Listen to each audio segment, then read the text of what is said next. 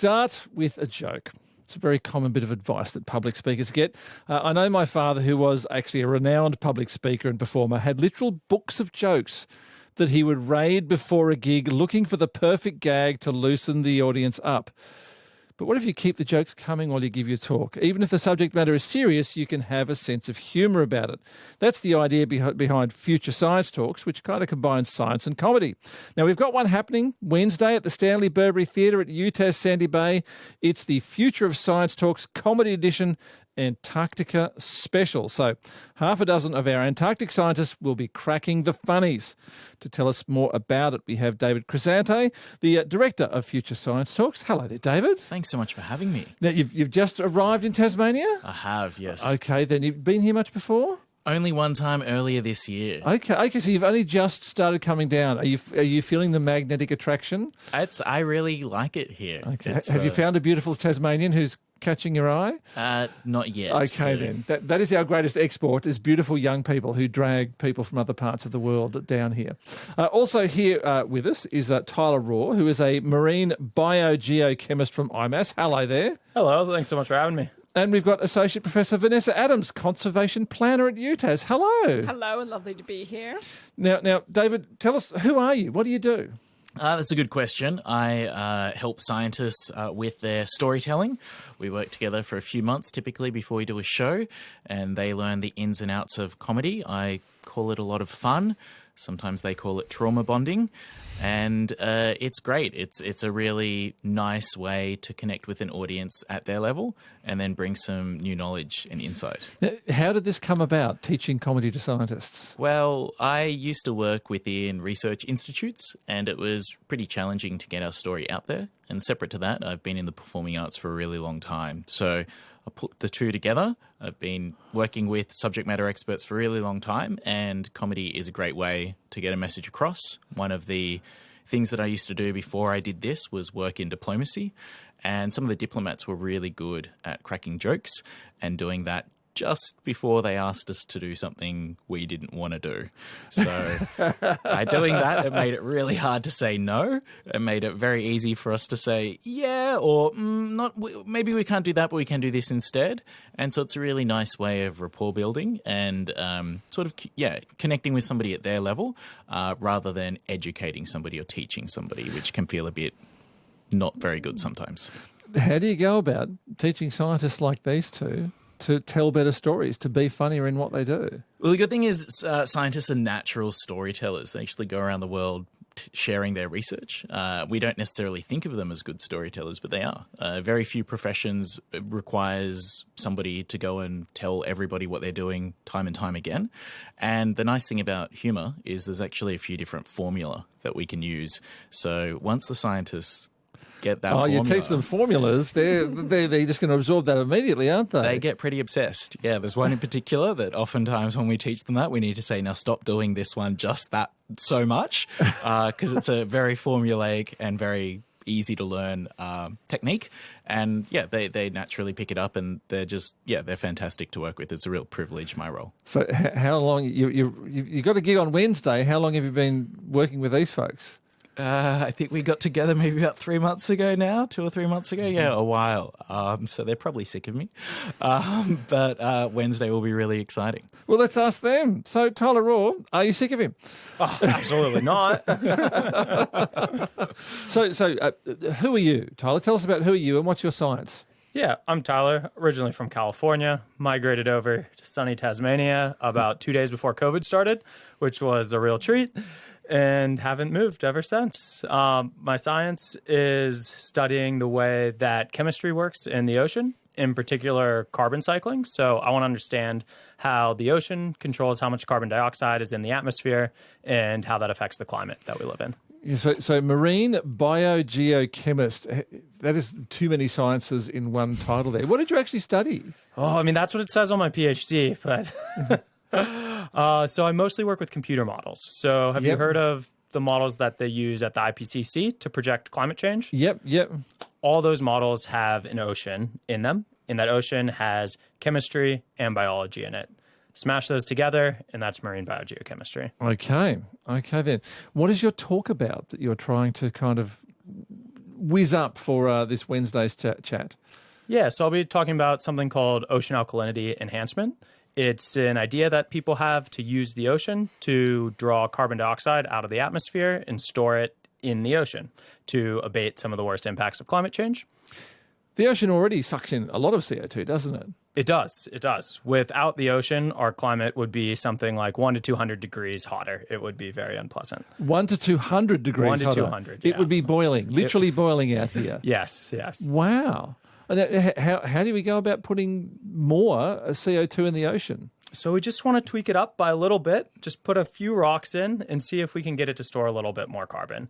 But before we need to even consider something like that, we need to understand all of the implications, all of the caveats, all the things that could go wrong to be absolutely sure that it's something to even think about doing. Okay, what rocks do you put in the ocean to increase the wave? So there's different types of rocks, and depending on the rock that you use, they could have kind of different efficiencies with which the ocean could take more or less carbon dioxide.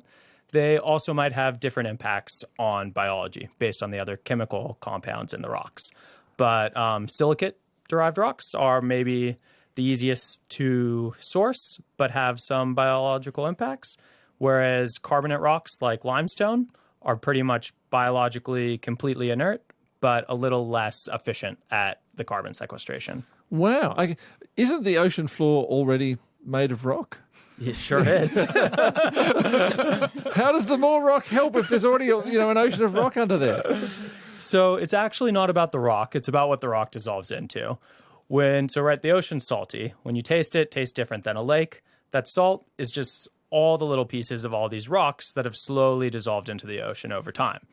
And that salt does something to the carbon dioxide in the water that prevents it from going into the atmosphere. So when you add more salt by dissolving more rocks, you transform more carbon dioxide into this version of itself that's locked away from the atmosphere. You are listening to ABC Radio Hobart and ABC Northern Tasmania. I'm your afternoon's host, Joel Rheinberger. Tyler Rohr is a marine biogeochemist. Also with us is David Crisante and Associate Professor Vanessa Adams. But I'm just interrogating Tyler about his plans to put more CO2 into the oceans. And how have you gone at making your talk funny? Oh, just listen to David, do everything he says.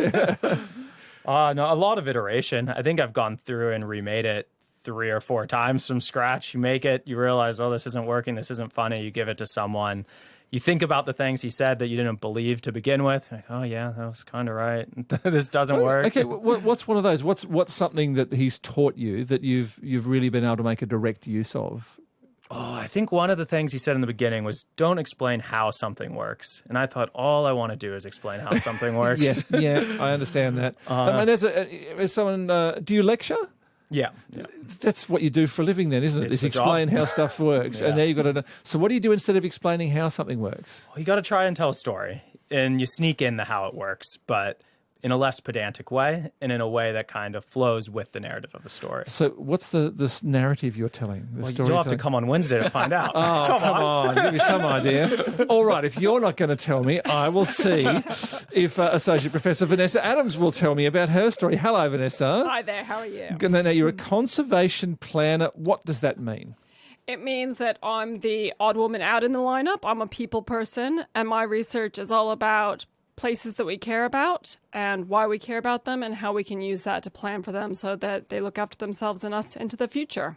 Now, can you give me a kind of a solid, concrete example of the sort of thing you're talking about there? Sure. So, I mean, obviously the night is brought to you by the Antarctic Research Groups. And I'm also probably the odd woman out in that I do work in the Antarctic, but I find it really challenging to talk about very live policies. So I'll actually be taking the audience to a few other places around the world, including Papua New Guinea, where I'll be talking about the ways that we bring people together and get them talking and making decisions as collectives, which is a lot of pretty simple tools and tricks of the trade like Post-it notes. Okay, so it's getting people to talk about a place that needs conservation and how they're going to deal with it. That's right. Okay then. Now tell me, how have you gone at applying David Crisante's rules and making it funny?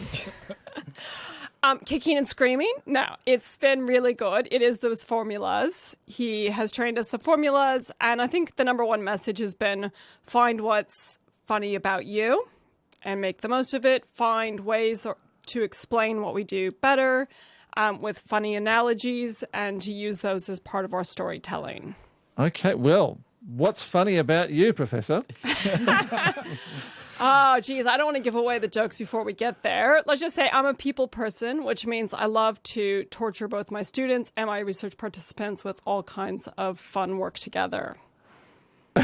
I'm not sure what that means, but it feels slightly threatening. Very so slightly threatening.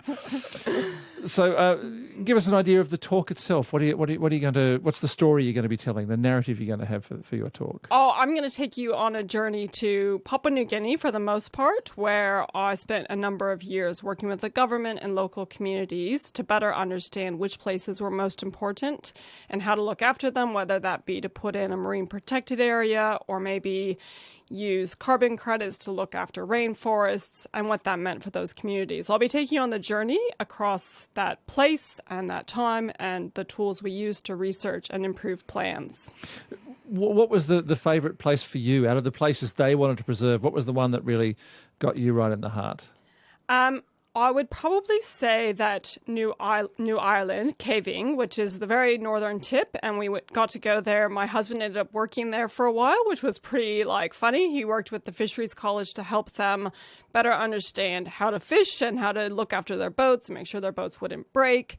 And I went on dives and got to meet the locals and better understand some pretty challenging situations in terms of how they might look after places, but also why they loved those places. And they're really, really amazing places. Okay. Can you give us a description of the place that we're talking about?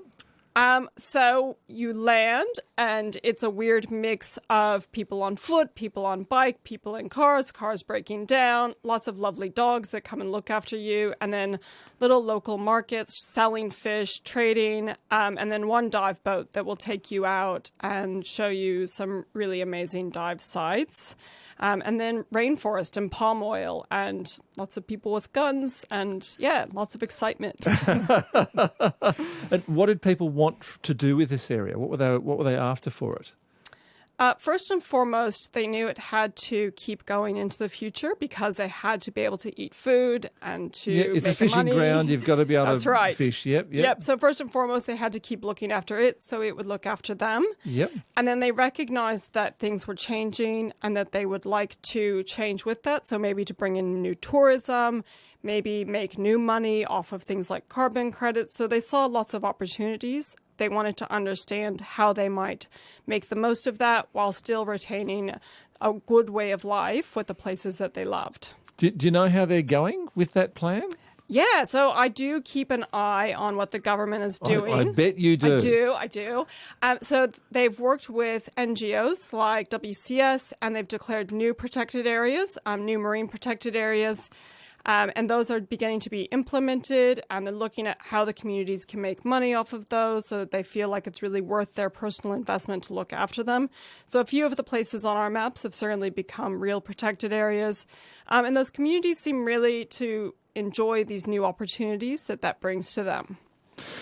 You've been listening to Associate Professor Vanessa Adams, Conservation Planner from UTAS, talking about her talk she's going to be giving on Wednesday. Also with us is marine biogeochemist from IMAS, Tyler Rohr, and Director of Future Science Talks, David Crisante. So you've got 2 more days before these folks are doing a big presentation at the Stanley Burbury Theatre in front of a whole bunch of people.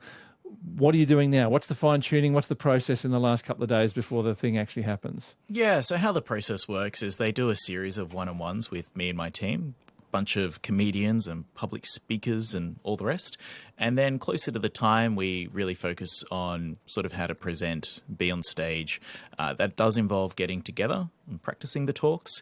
And we find that quite a lot of humour, I'll see at the corner of my eye if they're nodding, but quite a lot of the humour actually comes from when they begin hearing each other's talks, and they can build on what each other have done, having gone through the program and understood some of the mechanics of humour. So, you know, at this stage, it is really fine-tuning. We definitely don't want to do anything major. And it's you know, sort of to some degree taking the pressure off. Yeah, one thing that is really nice when we watch a comedian that we enjoy is we feel like we know them. And so when we get up on stage as performers, even though it feels artificial, if we can get on stage and feel like the audience are already our friends, it makes for a much more enjoyable environment, both for the audience and also the speaker. So it's about getting into that mindset and taking the pressure off a little bit. And how important is rehearsal, actually saying the words out loud in this process? Very important. One thing that we do have with our talks is we have slides, and there's a lot of humour built into them, and that enables us to practice in a much more fun way rather than rehearsing again and again and trying to remember every single word. It's really about that story and about sort of, taking the audience with us. It's the TEDx style. You don't need notes. You just need your half a dozen slides and away you go. A little bit. The only thing that we really need to remember is when those punchlines come. Yeah, we want to sequence them in the right way so that we're hitting the laugh points and making sure that we're enjoying ourselves, the audiences are enjoying themselves, and having this really nice positive feedback loop with the audience. So this is going to be on Wednesday at the Stanley Burbury Theatre at UTAS Sandy Bay, the comedy edition Antarctica special of Future Science Talks. How can people find you, sign up, get a ticket, whatever they need to do? Yeah, it's all on Eventbrite, if you know that platform. If you do Google Antarctica Science Comedy, no doubt you'll find it. We're very grateful for being able to run this show, for the time and effort of the scientists that are participating, and for the conference for, getting behind it and getting us involved as part of their conference. So we're really grateful for that. And yeah, like I said, if you want to find a ticket, easiest way is jump on Eventbrite, look for Wednesday, Antarctica Comedy, you'll definitely find us. David Crisante, Tyler Rohr and Vanessa Adams, thank you so much for being on the show today. Thank you. Thanks for having us.